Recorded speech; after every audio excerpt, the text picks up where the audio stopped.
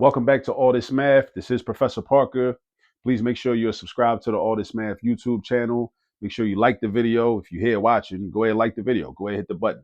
All right. Also, if you have any questions as I'm attempting to explain how to do this problem behind me, please do not hesitate to drop a question in the comments below. Or if you just want to make a comment, drop a comment in the comment section below. Also, share the video with some other people.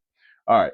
Also, shout out to the ancestor, the late Kwame Ture, formerly known as Stokely Carmichael, human rights activist, Trinidadian born brother, attended Howard University, also a member of the Student Nonviolent Coordinating Committee, later a member of the Black Panther Party for Self-Defense, went to Africa, did work along with Osajifo Kwame Nkrumah, as well as Ahmed Sekou Toure, while they were co-presidents in Guinea, out in West Africa.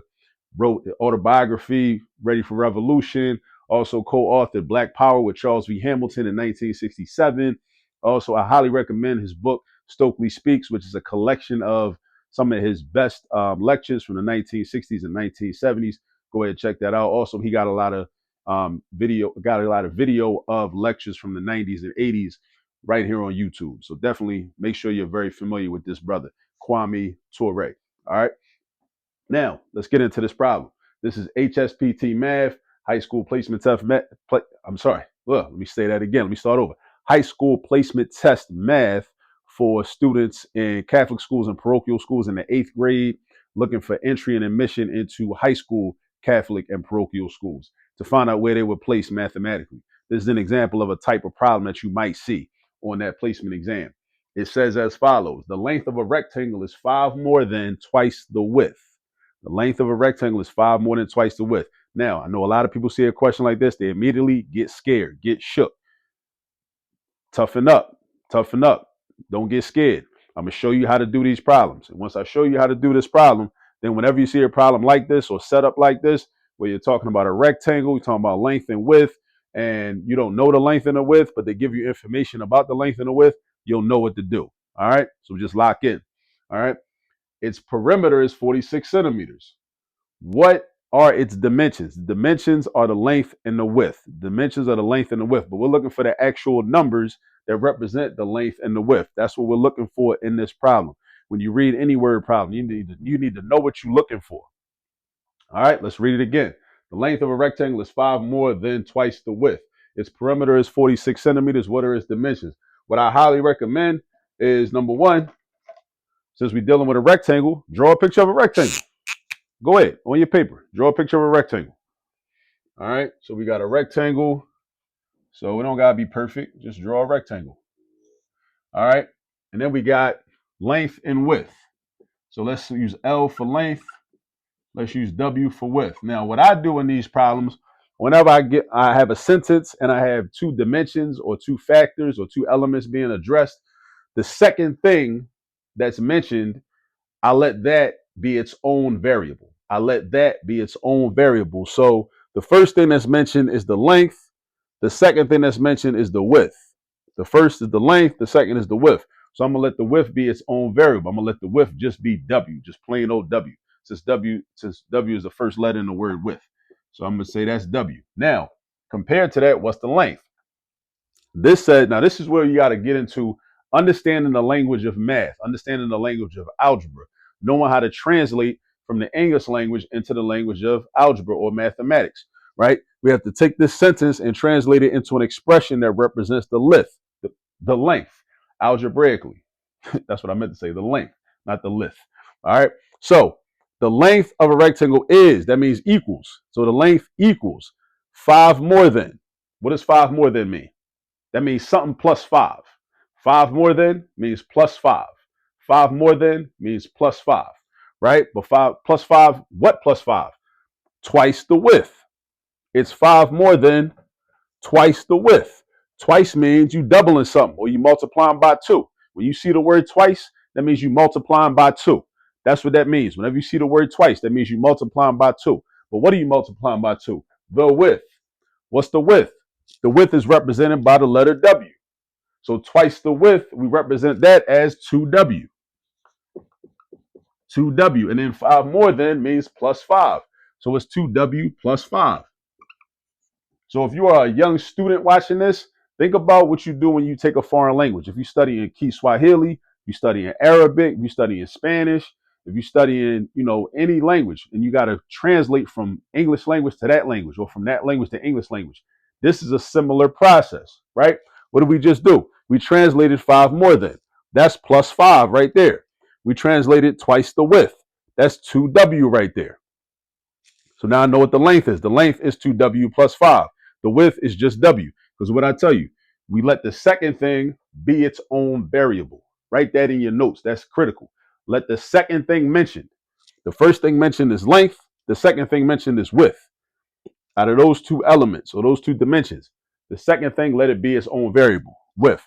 You don't have to do it like that. That's just how I've always done it. It's not the only way to do it, but that's the way I do it. I let the second thing be its own variable.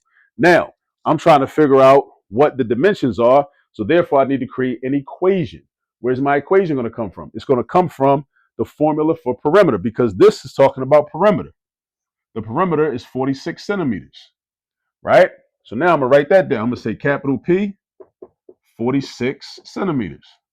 Now, what's the formula for perimeter of a rectangle? You got the perimeter of a trapezoid, perimeter of a triangle, perimeter of a circle. Well, perimeter of a circle, we call that the circumference, right? But every shape has a perimeter. So the formula for the perimeter of a rectangle is 2L plus 2W. Oh, you know what? I drew this rectangle right here, so I might as well use it. So let's say my width is, that's W, and that's W. That's my length over here, 2W plus 5. That's 2W plus 5. So we got 4 sides, 1, 2, 3, 4. 2 of them match up, the other 2 match up with each other. So now what I do is I replace everything I can in this equation right here. I know the perimeter is 46. So get that P out of there. I don't need it. P is 46. Write the equal sign. 2 times L. L is the same thing as 2W plus 5. We already talked about that. So I don't need the L. I can replace the L with 2W plus 5. So look what I did though. Instead of saying 2 times L, now I'm saying 2 times 2W plus 5. Now I want you to understand something too, right? There's a reason that I'm doing that.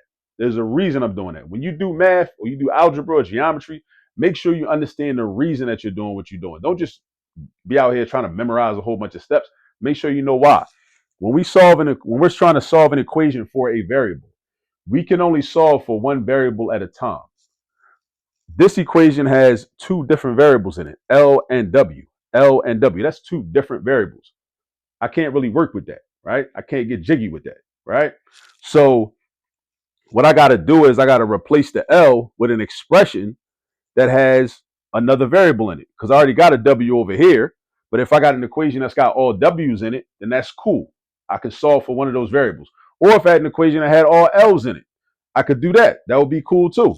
But in this case, because L is the same as 2W plus 5, and W is W, because like I said, the second thing should be its own variable. I'm going to just create an equation where I only got W's. And then I'm going to solve for W. And then I'm going to go back and I'm going to solve for L. So I got 2 times 2W plus 5 plus 2W. All right, so now I got 46 is equal to, now distribute the 2. You're going to have 4W. Distribute the 2 again. You're going to have 10. Right? 2 times 5 is 10. 2 times 2W is 4W. Combine like terms. Always combine like terms. Whenever possible, combine like terms. All right? 4W plus 2W. We're not doing 4W plus 10. Let me say that in case anybody's watching that makes that mistake.